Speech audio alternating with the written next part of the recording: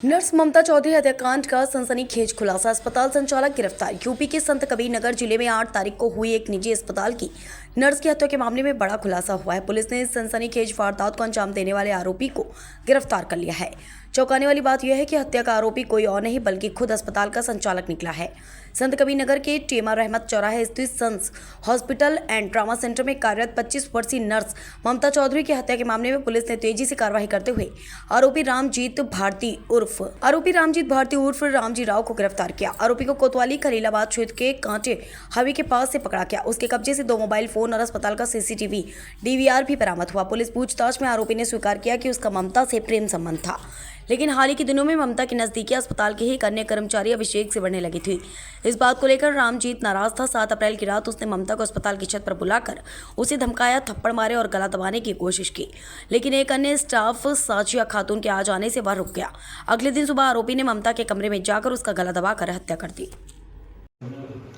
दिनांक 8 अप्रैल 2025 को थाना खलीलाबाद पर लगभग प्रातः 8:30 बजे सूचना प्राप्त हुई।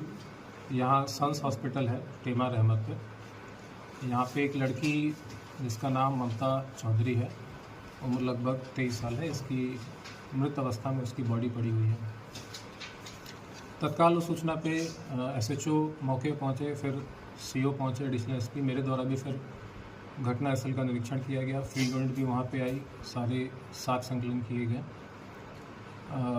परिवार वाले बहुत ज़्यादा अग्रेसिव थे। उनके आशंका थी कि जो मृतका है इसके साथ कोई अनहोनी घटना घटित हुई है, इसकी नेचुरल डेथ नहीं है, इसको हत्या इसके साथ कारित की गई है। सूचना पे तत्काल फैमिली को कन्विंस करते हुए बॉडी को पोस्टमार्टम हेतु मॉर्चरी भेजा गया। पोस्टमार्टम में हमने ये इंश्योर किया कि पूरी पोस्टमार्टम की कार्रवाई वीडियोग्राफी के साथ होगी। साथ ही हमने सीएमओ साहब से रिक्वेस्ट किया कि जो टीम हो, पैनल की एक टीम हो जिसमें विशेषज्ञ डॉक्टर हो जो अपने अपनी ओपिनियन दे सकें। इसमें 4 डॉक्टरी की एक स्पेशल पैनल बनाया गया और पूरी पोस्टमार्टम की कार्रवाई की गई वीडियोग्राफी के साथ। उस पूरी पोस्टमार्टम की कार्रवाई में ये सामने आया, जो कॉज ऑफ डेथ है वो थ्रॉटलिंग आया, और उसमें जो इंजरीज थे उसमें गले पे जो उसका हाइड बोन है उसको टूटा हुआ पाया गया। साथ ही कुछ नेल के मार्क्स चेहरे पे और गले पे पाए गए। सेक्सुअल असॉल्ट बिल्कुल क्लियरली डिनाई कर दिया है पैनल ने, कोई भी सेक्सुअल असॉल्ट नहीं हुआ लड़की के साथ।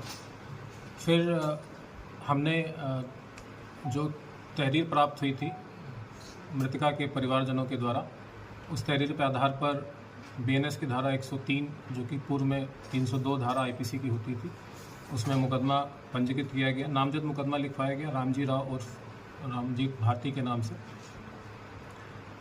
मेन एक्यूज को फिर हिरासत में लिया गया। पुलिस ने इनसे डिटेल में इंटरोगेशन किया, उसकी सीडीआर रिपोर्ट निकाली, और जो वहाँ हॉस्पिटल पे सीसीटीवी कैमरा था वो सीसीटीवी कैमरा डीवीआर के साथ पूरा उसका एक सेकेंड का पूरा वीडियो खंगाला गया। उसके पास से एक्यूज़ के जो नामजद एक्यूज़ है उसके पास से मोबाइल भी बरामद हुआ, स्वयं का मोबाइल और जो मृतका है उसका मोबाइल, उसके मोबाइल को भी खंगाला गया। पूरी जांच में ये सामने आया कि जो इनकी आपस में मृतका और जो रामजीत भारती आपस में इनके काफ़ी समय से मधुर संबंध थे। सीडीआर से भी चीज़ें इस्टेब्लिश हुई, आपस में इनकी बात है। इनकी चैट भी हमने प्राप्त की। चैट में भी दिनांक जो मृत्यु का इसका दिनांक है इसमें एक चैट ऐसी मिली जिसमें इनक्रिमिनेटिंग एविडेंसेस थे एक्यूज़ के खिलाफ, जिसमें इसमें लिखा है कि मार दो मुझे अब।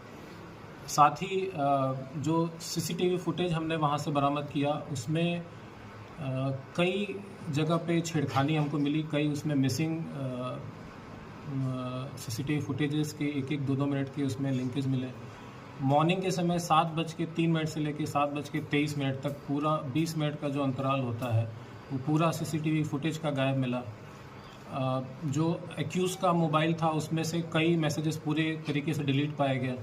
तो ये सारे चीज़ें बहुत ही ज़्यादा इंक्रिमिनेटिंग थी एक्यूज़ के खिलाफ। फिर एक्यूज़ से भी इसके संबंध में जब गहनता से पूछताछ की गई, एक्यूज़ ने अपनी पूरी घटना कैसे उसने कारित की उसने बताया कि दिनांक 7 अप्रैल यानी घटना की पूर्व रात्रि में लगभग 8 से 9 के बीच में इसके बीच में और मृतका के बीच में ऑल्टरकेशन हुए थे छत के ऊपर। लगभग 16 से 17 मिनट तक ये लोग छत पे रहे।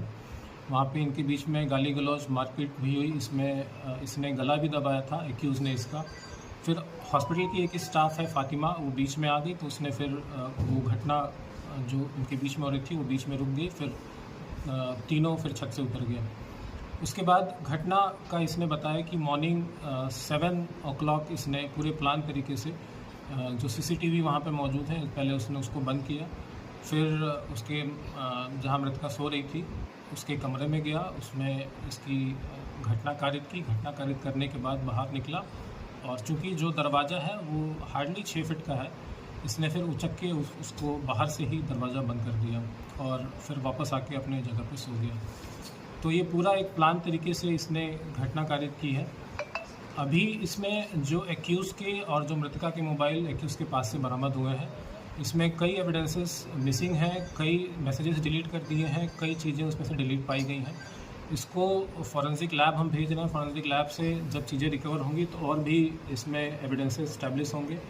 इस घटना में अभी और भी अगर कोई लोग शामिल होंगे तो वो उस मोबाइल का जो एविडेंस है वो बहुत क्रूशियल होगा। वो इसको क्लैरिटी को पुलिस के सामने, विवेचक के सामने लाएगा।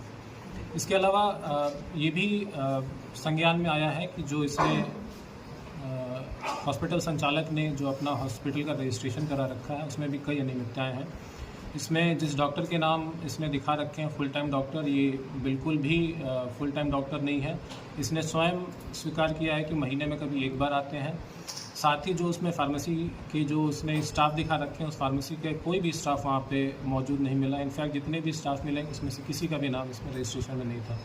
तो ये कई अनियमितताएँ हैं जिसके संबंध में सीएमओ साहब से पत्राचार किया जाएगा और जो संबंधित डॉक्टर हैं या जो संबंधित स्टाफ हैं उनके खिलाफ भी कार्रवाई करने हेतु सीएमओ साहब से